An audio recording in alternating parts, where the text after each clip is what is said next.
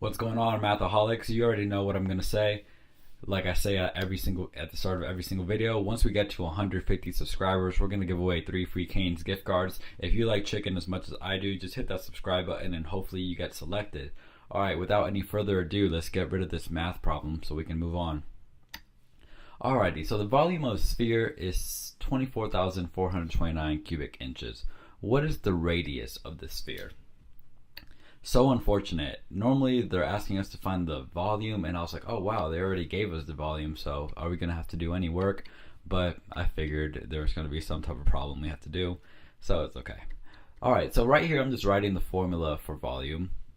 Volume for a cube equals 4/3, I'm sorry, not a cube. Volume of a sphere equals 4/3 pi times radius cubed.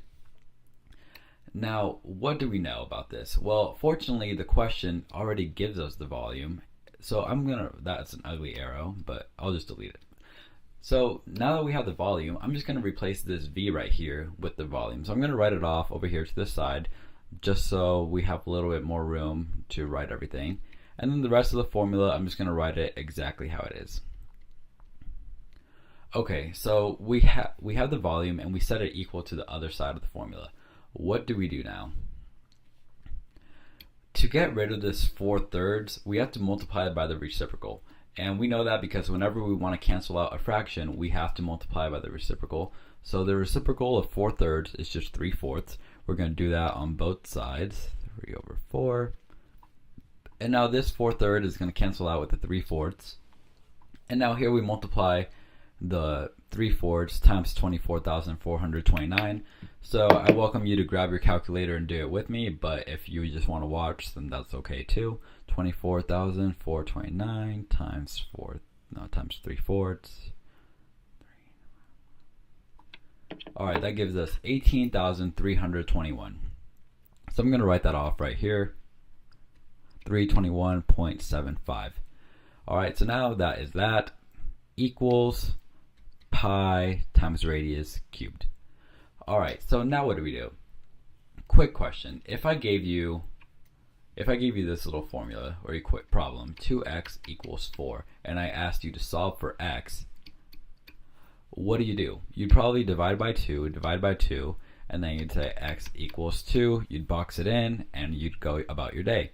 Well, that'd be exactly what you're supposed to do because you're solving for x. So in case you don't remember, the question here is asking us to find r. What is the radius? So in order to do that, we need to solve for r. So we need to get r by itself.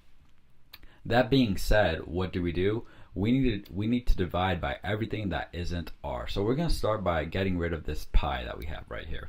So I'm going to divide, whoops, I did not mean to do whatever that was. Okay, we're going to divide both sides by pi. So divide by pi.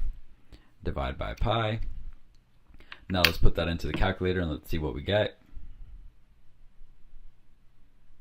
Gives us approximately 5,800. I'll just write it here. Change colors. 5,832.17 or so. And that equals radius cubed because we already divided by pi. And now what do we do here? All we have to do is find the cube root of these values. And we know that because this r is raised to the 3rd power.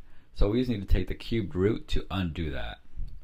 So here we just draw a little radical with a 3, draw the radical with a 3. And now if you put this into the calculator, it's going to give you 18. And if we look back up here, 18 is an answer choice. So that's the answer, and that is exactly how you do this problem. Very easy problem. Once you understand, you just need to use that formula. I hope that was easy for you to understand, and if so, please hit that like button, and I'll see you all in the next video. Thank you.